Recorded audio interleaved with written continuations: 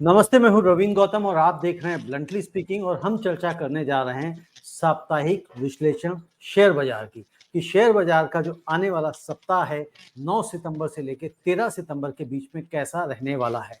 जो पिछला सप्ताह था, जिस तरह से सुभाष जी ने लेवल दिए थे और उनके लेवल को देख के मुझे शुक्रवार को एक बात याद आ रही थी, शुक्रवार नहीं वीरवार को, कि जैसे एक फिल्म का डायलॉग था नमक हलाल का, मूछें हो तो नत्थू लाल जैसी। तो मुझे एक बात याद आई कि अगर लेवल हो तो सुभाष अग्रवाल जैसे, क्योंकि सुभाष जी ने कहा था कि जो निफ्टी है 51,650 रहेगा। हालांकि कुछ लोग 52,000 तक बात कर रहे हैं, लेकिन 52,000 के थॉट प्रोसेस से मैं कन्विंस नहीं हूं। ज्यादा से ज्यादा 51,700 जा सकता है और वो 51,750 तक गया और उसके बाद वापस आ गया। तब मुझे ये ख्याल आया।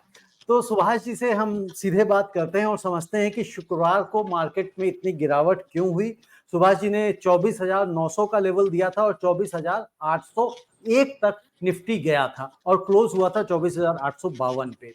तो सुभाष जी, आपका स्वागत है। और जैसा मैंने कहा कि भाई जो फिल्म का डायलॉग था कि मूछे हो तो नथुलाल जैसी और लेवल हो अगर मार्केट के तो सुभाष अग्रवाल जैसे, तो इससे आप कितना सहमत दिखाई दे रहे हैं?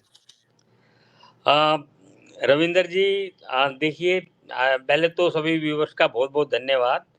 और आपको अप्रिशिएट करते हुए ऐसे तो अच्छा लगता है, लेकिन मार्केट इज मार्केट। सबके मार्केट में कोई भी परफेक्ट नहीं है, कोशिश कोई नियर कोशिश होती है। बिल्कुल तो ठीक है। हाँ जी। बिल्कुल ठीक है। और देखिए फ्राइडे को रहा भी, जैसे 24,900 का दिया था आपने लेवल नीचे जाने का खरीदारी का, तो 24,801 तक चला भी गया। तो ये भी थोड़ा सा बताइए लेवल, मतलब नेक्स्ट लेवल देने के लिए कि फ्राइडे को ऐसा क्या रहा कि जो मार्केट में इतनी ज्यादा गिरावट आ गई। देखिए, लास्ट वीक की जो गिरावट है वो यूएस जॉब डाटा आने थे, वो मार्केट के जी। बाद आए हैं। क्योंकि इन्होंने पहले भी यूएस ने अपने जॉब डाटा दिए और वो जो डाटा दिए उसके बाद जनवरी से उनकी वेरिएशंस होती रही। जो जी। डाटा दिए ना जनवरी में, जो दिए कि अनएम्प्लॉयमेंट रेट ये है, तो वो बढ़ गए अनएम्प्लॉयमेंट, है नहीं। नॉन फार्म इतने जॉब मिली, वो घट गई। तो मतलब वो उनके बाद में जो डाटा थे वो और वर्स्ट कर दिए। सिर्फ मार्च को छोड़ के टेक्निकली जनवरी, फरवरी, अप्रैल, मई, जून, जुलाई, तो अगस्त के डाटा भी एक्सपेक्टेशन के हिसाब से ही हैं। लेकिन क्या है कि ये लायबिलिटी फैक्टर बाद में चेंज हो जाती है। तो ओके। एक तो यूएस ग्लोबल फियर्स की वजह से मार्केट डाउन था। क्रूड के प्राइसेस हालांकि घटे हैं, जी। है ना। और इंडिया के लिए वैसे देखो तो बेनिफिटेड है, लेकिन इससे ये लगता है कि ग्लोबल स्लो डाउन बहुत है। हम्म। देखिए, यूएस के डेटा ग्लोबल स्लोडाउन की तरफ इंडिकेट कर रहे हैं, क्रूड के प्राइसेस ग्लोबल स्लोडाउन की तरफ इंडिकेट कर रहे हैं। और तो ये एक फियर साइकोलॉजी है। सारे एशिया पैसिफिक के डेटा आप देखोगे तो लोअर साइड में है। हालांकि यदि अनएम्प्लॉयमेंट डाटा बढ़ती है तो रेट कट ज़्यादा होगा यूएस का, बिल्कुल ठीक जो है। कि 25 पैसे से 50 पैसे हो जाएगा। वो वैसे देखो तो इंडिया के फेवर में है, लेकिन इसको हम फेवर में नहीं देख रहे, नेगेटिव में देख रहे हैं, क्योंकि ग्लोबल स्लो डाउन का इम्पैक्ट ज़्यादा हो जाएगा। यदि इकोनॉमी रुकती है, कम होती है, तो हमारे इंपोर्ट एक्सपोर्ट ये सब अफेक्टेड होते हैं, फ्लोज वगैरह सब अफेक्टेड होते हैं। और जी। इंटरेस्ट रेट भी ऐसा लग रहा है कि मार्च 2025 तक ये 100 बेसिस पॉइंट से 200 बेसिस पॉइंट तक कट कर सकते हैं, जो कि यूएस। वैसे अदरवाइज नॉर्मल सर्कमस्टांसेस में इट इज वेरी पॉजिटिव कि भी इंटरेस्ट रेट कम होता है तो इंडिया में फ्लो बढ़ेगा। बिल्कुल ठीक है। लेकिन अभी ये ग्लोबल स्लो डाउन की वजह से हम इसको नेगेटिव मान रहे हैं। तो इसलिए मार्केट कॉशियस था। और मार्केट के टाइम पे यूएस डेटा नहीं आए थे, तो इसलिए मार्केट ने करेक्शन करी। और जब एक बार मार्केट करेक्शन करता है ना, तो कोई भी इंडिकेशंस कई बार एग्रेसिवली हो जाता है। फिर वो जी। डिमांड सप्लाई का गेम स्टार्ट हो जाता है, मार्जिन कॉल स्टार्ट हो जाती हैं, 50 चीज़ें अदरवाइज स्टार्ट हो जाती है। तो इसका इम्पैक्ट ये था।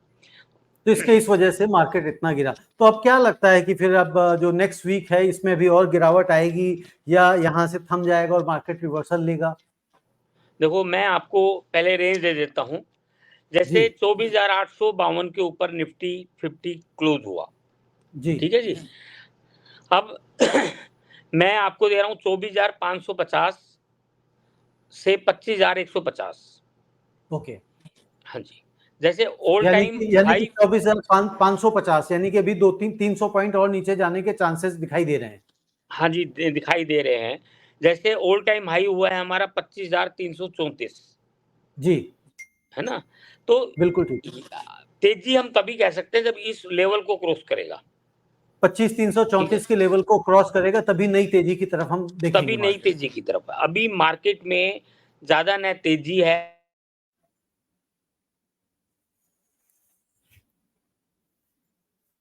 हाँ जी, तो जी, अभी मार्केट में न ज़्यादा तेजी है न मंदी है। और मैं समझता हूँ कि अभी इन्वेस्टर को प्रॉफिट बुकिंग कर लेनी चाहिए, है ना? तो यदि जी, यदि मान लो मार्केट 24,800 के आसपास खुलता है, तो अभी प्रॉफिट जी। बुकिंग करके दे शुड वेट 24,550 के आसपास आए, तो वहाँ पे दोबारा से पोज़ीशन ले सकते हैं।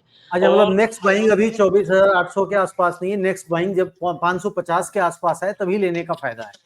करेक्ट, 24,600 550 के आसपास आए जी, तो ही लेने का बनता है। अभी मार्केट जी, में मंदी रह सकती है, ये वीक, है नहीं? ये भी। और जी, हाँ जी, और अभी जैसे 18 सितंबर को फेड रिज़र्व की इंटरेस्ट रेट कट पे आएगा, तो हुँ, उम्मीद कर रहे हैं 25 से 50 पैसा रेट कट होगा। मैं तो इसको पॉज़िटिव मानता हूँ यदि 50 पैसा रेट कट करते हैं, क्योंकि जो ग्लोबल फ़ियर है वो तो हो चुका। अब तो रेट कट यदि 50 पैसे आता है तो ये पॉज़िटिव होगा और मार्केट वहाँ से तेज़ पकड़ेगा। तो पॉजिटिव हो गया इंडियन मार्केट के लिए। हाँ, इंडियन मार्केट के लिए। क्रूड के प्राइसेज़ भी घटे हैं, तो पॉज़िटिव है। जैसे ओके, ब्रेंट और ये, और लेकिन ये ग्लोबली मार्केट वोलेटिलिटी बहुत हाई है और इसकी वजह से हम अफ़ेक्टेड हैं। हमारा इतना कोई नेगेटिव फैक्टर इतना नहीं है। और इतना नहीं है। थोड़ा-सा हमारा मार्केट थोड़ा एक्सपेंसिव है, इसमें हुँ, डाउट नहीं है। और वर्ल्ड के दूसरे मार्केट इतने एक्सपेंसिव नहीं हैं। तो ये भी एक कारण है कि यहाँ सेलिंग बनी और दूसरे मार्केट में बाइंग बन रही है। राइट। यानी कि अगर हमारा मार्केट एक्सपेंसिव है तो अगर इस तरह का कोई भी सेंटिमेंट्स ट्रिगर होता है तो वो एक करेक्शन छोटा-मोटा आने की संभावना बनी रहेगी। बिल्कुल जी। जी। और सुभाष जी, बैंक निफ्टी के क्या लेवल्स आप देख रहे हैं? बैंक निफ्टी देखो 50,577 पर क्लोज हुआ, है नहीं? जी, 896 घटा था। तो मैं जी, देखता हूँ 49,850 से 50,950। ओके। मतलब 49,850 लोवेस्ट लेवल बना सकता है और और 50,800 50,950 हाईएस्ट लेवल। हाईएस्ट बना सकता है इस हाँ वीक के जी। लिए। बिल्कुल ठीक है। और सुभाष जी, जैसे आपने कहा कि क्रूड ऑयल के रेट घटे हुँ। हैं, तो क्रूड ऑयल के रेट के घटने के पीछे क्या कारण आपको दिखाई दे रहा है? हालांकि ये इंडिया के लिए फायदा है क्योंकि इंडिया क्रूड ऑयल खरीदता है तो उसको सस्ते में मिलेगा। देखो, चाइना की डिमांड कम हो रही है। अच्छा। हाँ, तो मैन्युफैक्चरिंग में मेन ग्लोबल हब चाइना है मैन्युफैक्चरिंग के लिए। तो जी। वहाँ यदि डिमांड कम होती है तो वहाँ ये इसका टोटल में, और जो ओपेक ने अपनी प्रोडक्शन थोड़ी बढ़ा दी है। तो ये अल्टरनेट फ्यूल इस्तेमाल करने लगा है चाइना, या किस वजह से चाइना में डिमांड कम हुई है? मैन्युफैक्चरिंग कम हो रही है, उनकी जीडीपी कम हो रही है, फैक्ट्री आइडल पड़ी है, कैपेसिटी 50% 60% पे काम हो रहा है और उनके एक्सपोर्ट्स कम हो गए हैं, थोड़ा जीडीपी रेट कम हुआ है, तो वो है। और बाकी आप ये युद्ध जो चल रहे हैं, जी। है ना, यूक्रेन और रसिया और उधर इज़राइल, ईरान। ईरान, हाँ, तो ये भी, इससे भी प्रोडक्शन नहीं हो रहे, डिमांड कम हो रही है और फ्रेट बढ़ते जा रही हैं। रेड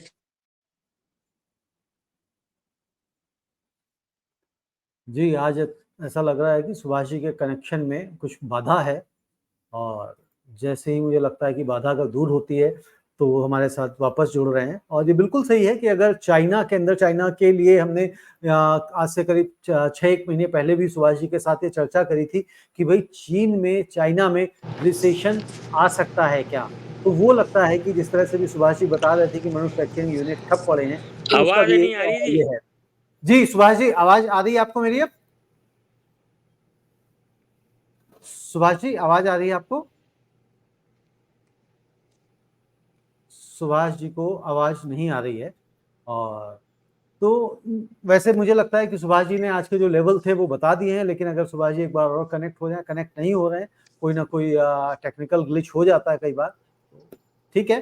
बट सुभाष जी ने जो लेवल दिए हैं निफ्टी के लिए 24,900 से लेके नहीं नहीं 24,900 नहीं दिया है, 24,550 से लेके 25,150 का दिया है, और 49,900 से लेके बैंक निफ्टी के लिए 50,850 का दिया है। तो इन लेवल्स का आपको ध्यान रखते हुए ट्रेड करना है। और सुभाष जी ने कहा कि प्रॉफिट बुक कर लेना है, अभी बाइंग अभी नहीं करनी है, क्योंकि मार्केट में भी करेक्शन की संभावना है। तो जब तक वो निचला लेवल नहीं टच करता है तब तक आप दूरी बना के रखें। और हमेशा कहते हैं हम लोग इस शो में कि जब भी आप कोई ट्रेड करें, जब भी कोई आप इन्वेस्ट करें, निवेश करें, तो अपने वित्तीय सलाहकार से सलाह अवश्य लें।